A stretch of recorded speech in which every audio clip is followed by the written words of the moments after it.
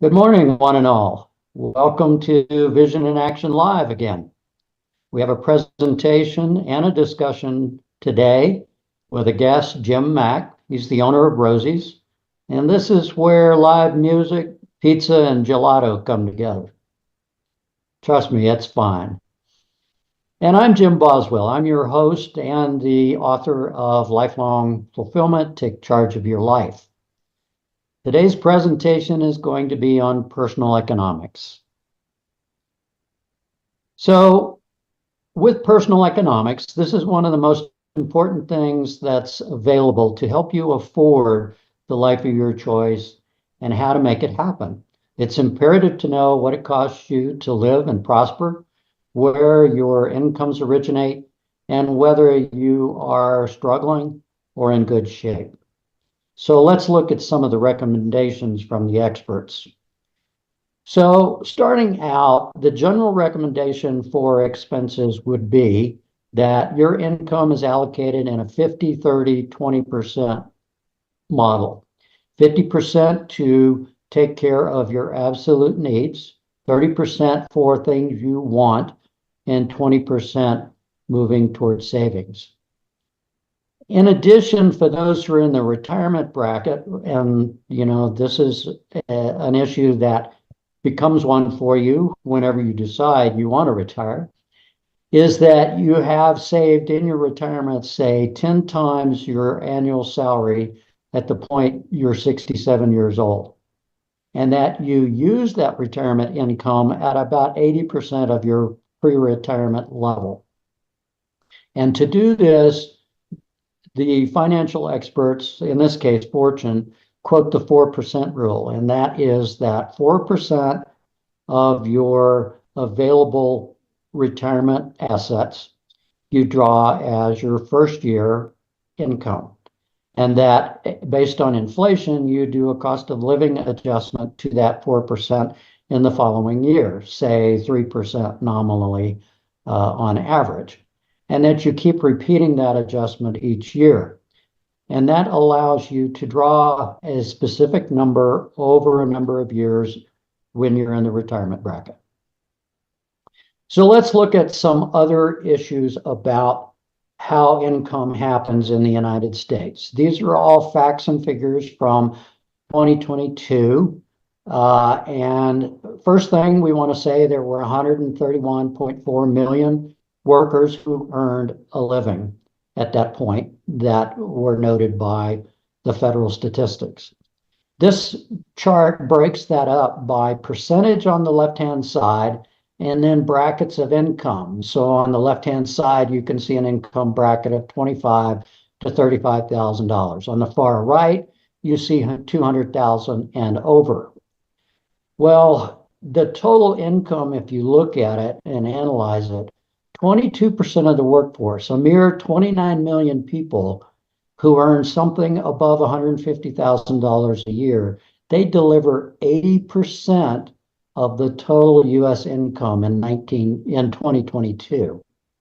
Now, if you look at the next figure, 78% of the workforce, well over 100 million people, only deliver 20% of total U.S. incomes. And the third thing to draw from this, which isn't obvious, but it's kind of a break point, is that most households that make less than $100,000 a year are very likely to be struggling. So this just sets the stage so you understand the environment you're working in. Now, this chart to the left is a product of lifelongfulfillment.com. And what it does is it summarizes the average income and average expenses of a household in the United States, all dated, again, 2022 and in some cases 2023. These are Bureau of Labor Statistics and U.S. Census Bureau, so it's public domain data. In essence, just to reach the high points, on the income side, generally wage income on average is about $75,000. And many people have another $19,000 worth of income. So let's say 94 on average. Now, please remember when we talk about average versus means, Averages are higher because of the high income of that 20% of the population. Means are much lower. In fact, the $75,000 of income on average at a mean level would be about $25,000 less. So the figures would change. What we view here are averages. You can see the expenses that are typical. A lot of expenses go into taxes, it goes into transportation, medical, food, etc. And you can see where minor expenses are. So the net here is they net about 3% of free cash flow, which is their net disposable income. Now, if you look at it versus the economic rules, the mortgage and rent is pretty much okay. It's in the 28 to 36% is the recommendation, and mortgages here are running about 27 on average. In savings, they have a real problem. Only 2.6% is getting saved out of a recommendation of 20, which means that 97% of expenses here are going to needs, led by taxes, transportation, medical, and food. So your goal there is to take a look at taxes, transportation, medical, and food and see what you can do about those level of expenses. So one thing you can do, see that far right column, what you can do is take your income, say a month's worth, multiply it by 12, do the same on expenses, and actually get an approximation of how healthy your income statement is and your ability to live the life you're currently living and to plan the next stage of your life, whatever those goals might appear to be. Let's take a look a little further on how we might manage that. So personal economics. Income incorporates salary, wages, stipends, parents' inputs, investments you might have, and even bequests. Those can all be considered income for the purposes of the income statement sheet. You do not consider employment benefits, sick leave, personal time off, or reimbursed expenses as part of that equation. That's not ready in hand money. And actually, that's net worth on a different sheet altogether. Expenses are pretty straightforward. Transportation, utilities, food, housing, clothing, insurance, petty cash, and medical and dental. So how do we look at this? Net income, or another term is disposable income, is your total income minus your total expenses. If you're negative on total expenses, your expenses exceed your income, then you're borrowing against your future, you're borrowing on a card, you're doing something to make that work. And it's a far cry from the recommended expenses that expense management that you should be following. So if you need to increase your income or decrease your expenses, or maybe even both at the same time, let's look at a couple of ideas that might help. So let's say you don't earn enough. You can sit around and wait for your employer to give you cost of living raises. And they don't typically do it year to year, but every couple of years they're probably adjusted. You could go to your boss and ask for a 10% raise. You could try and amend this by establishing a side hustle, another business to tax your limited time. You could change jobs within your company to one with more responsibilities or managing more people that comes at a higher bump in salary. Or you could consider even leaving the company with the expertise that you've established and looking for something more like a 50% raise. So these are ideas about incremental and more radical approaches to changing your income. So let's say your savings is a little out of line and you're not doing 20%. Well, number one, you have to stop spending as much so that you can invest that more. So there's some hard choices to be made there, and we'll talk about that a little further. You can shuttle increased income into tax-deferred investments, and the more you tax defer, the less you're paying for it right now today. You'll pay for it in retirement when you're in a lower tax bracket. And you want to maximize employer benefits and matching. This is free money, essentially. So you should take advantage of that and be disciplined about it, because when it comes to your net worth and your retirement, it will be there for you. So what about expenses? All of us do it. But how you tackle this is we're going to use the Pareto rule again, and we're going to tackle the largest expenses first to see what can be done to lower our expense levels. Maybe utilities as a high cost can be addressed in some fashion to minimize the amount of utility use we have, and strategies like that. And you work them sequentially. Start at the largest and work downward. And the other thing is cost of living in general. What about a transfer or a new job in a better place, or the most radical of all is immigration? But those things stand the potential for changing your total cost of living. Let's look a little further. So let's sum up at this point. These are just very high level observations, but they're things that can trigger actions on your part to improve your income and decrease some of your expenses, and to begin planning for your future, wherever that may lead you. Fiscal discipline is absolutely integral to you achieving your goals, whatever they happen to be. The reason we chose an income statement here is it helps focus you so that you can have the help you want and the resources you need to generate to pursue the interests that you want, to have a career that you want to develop, to grow a family, and also to retire in a fashion that you will enjoy. So run your own income statement at your earliest convenience. That's our recommendation.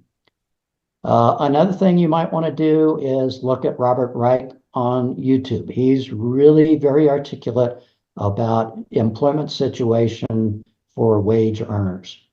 And you can find this set of recommendations under personal finance in newsletter form and everything else you might need at lifelongfulfillment.com. So this is the point in the podcast where we get to share some perspectives with people leading directed lives. I'd like to speak to a book that I just recently had the opportunity to read called The Motivation Myth. Motivation Myth is by Jeff Hayden. Jeff is a columnist and contributor to Inc. magazine. One of the things he brings out amongst his various pieces of advice for living a good life is to foster multiple proficiencies in your life, not just your career, but other things that you like to do, that these can become very important at different phases of your life in terms of earning a living and staying engaged with life and reaching fulfillment. And in that vein, we're now going to speak with our guest today, Jim Mack, owner of Rosey's Pizza. Hi, Jim. Welcome to Vision in Action Live. Hi, Jim. How are you doing? Good to have you.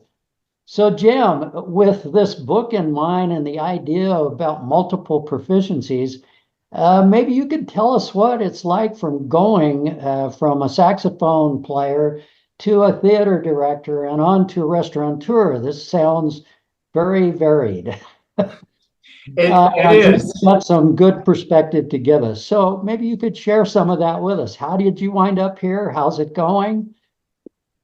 Well, I don't think your podcast is really long enough for me to go through all of the steps, because it took me a long time to get here. You know, I'm only 73, but it still took a while to get here. I tried a lot of different things when I was young. I didn't really follow a lot of the guidelines and things that you have in your book, as far as saving for the future and looking towards the future. I was not cognizant of what I should be doing. I was just trying to survive, I guess. But I finally did learn. I got probably when I got into the Navy and then the Army after that, that kind of helped me find a little more direction and to start thinking about the future. I went from that into directing a theater, and then now into owning, my wife and I owning our own restaurant. Right. So, was there any particular point where you got some really outstanding guidance or you encountered, some authoritative source that gave you a vision that helped you? Um, I, well, I think most recently it would have to be my wife. We've been together 23, 22 years now. And that was probably the most structured direction I got from her, was looking at our finances and really planning. Prior to that, there was a gentleman that I was in the Army with. I was playing in Army bands for a lot of years and met him, probably 30, 40 years ago. And we just happened to sit down one day and we were talking about what we were going to do once we retired from the military and that type of thing. And I said, well, I don't know. I'm just, I'm kind of probably won't do music for my whole life other than I'm going to participate, but I don't think that's going to be a money making thing for me. And he said, well, if you want to be successful at whatever you do, you better have the means to support yourself or have a way to kind of fall back on something while you're trying to figure out exactly what you're going to do. And that really kind of started me thinking about, I have no plan, especially financial, for what I'm going to do in the future. And I need to start giving that a very hard look. Well, thanks. That's a good perspective. Uh, I think actually, Jim, there's a lot of people who are dealing with the same thing. A lot of advice that we talk about daily now wasn't really readily available back when we were growing up. So I think we have a lot of company here. One of the things that we find among folks is the question of balance. Many people place family ahead of career, career ahead of family, things like that. I wonder if that's been an issue for you and how you might have managed that. It's definitely been an issue for me. I really did not, especially when I was younger. Like I said, I was trying to survive, and I didn't go out and spend a lot of time. I was working probably lesser paying jobs and really struggling to just keep my head afloat. Um, so that was definitely an issue. When I got a little older, especially I got married while I was in the military.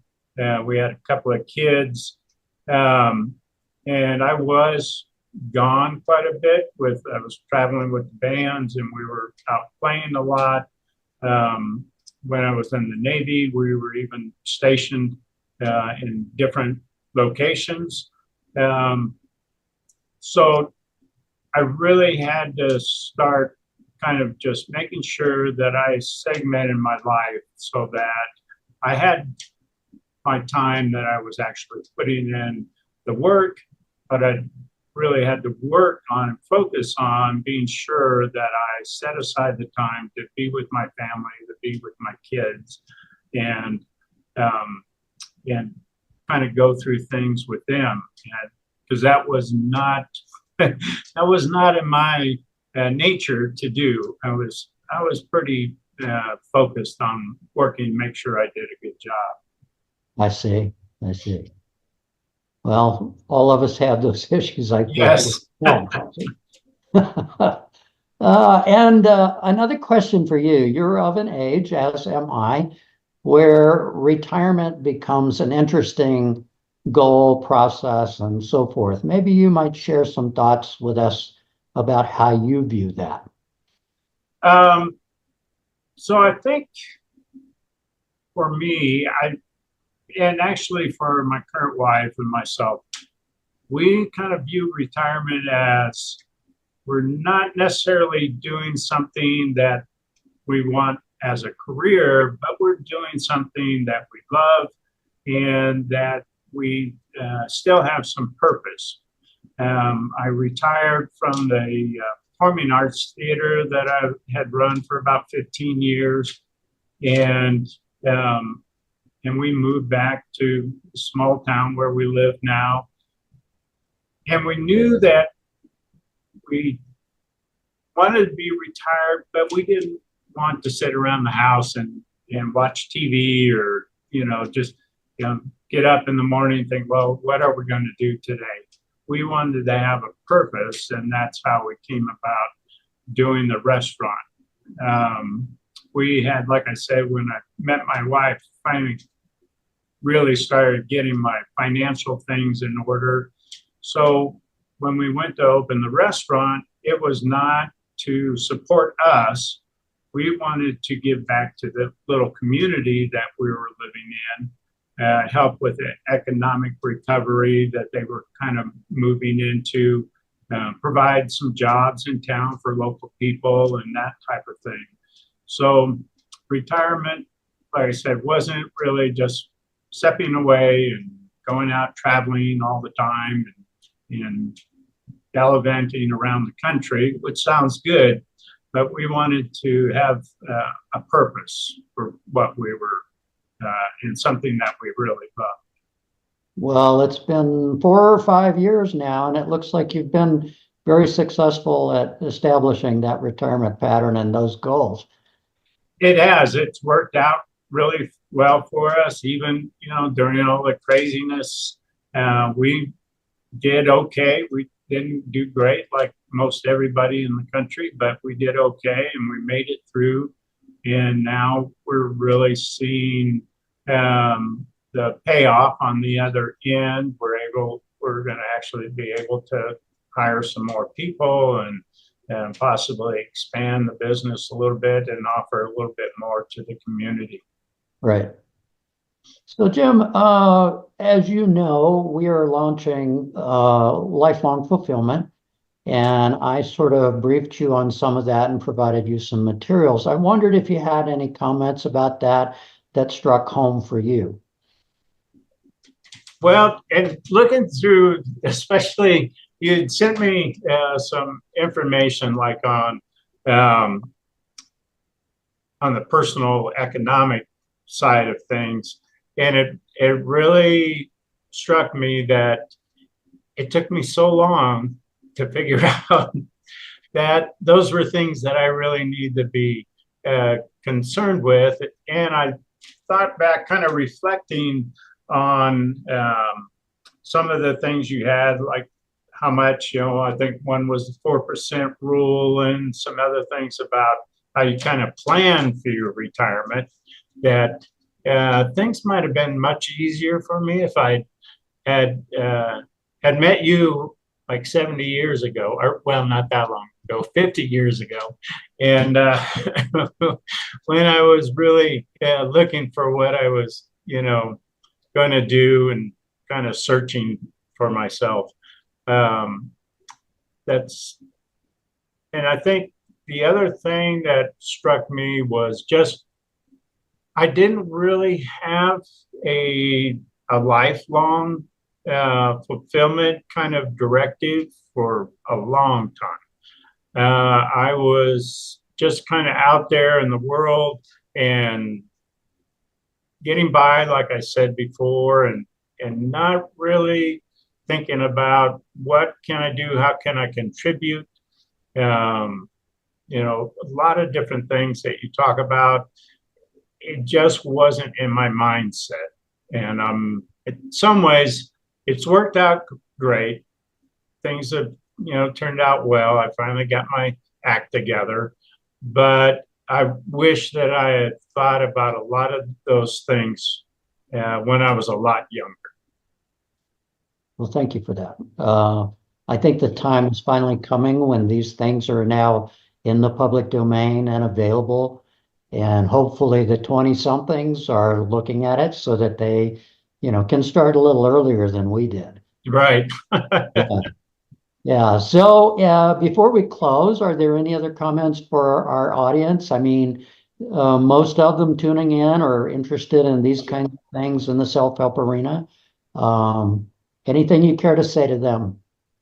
I, well, I think the only thing I would really mention is that I think it's good to have a lot of different experiences. But I think, as I kind of alluded to just a minute ago, if you've got some lifelong goals and you've got some plans in place, it's going to make it a lot easier for you to go through those experiences.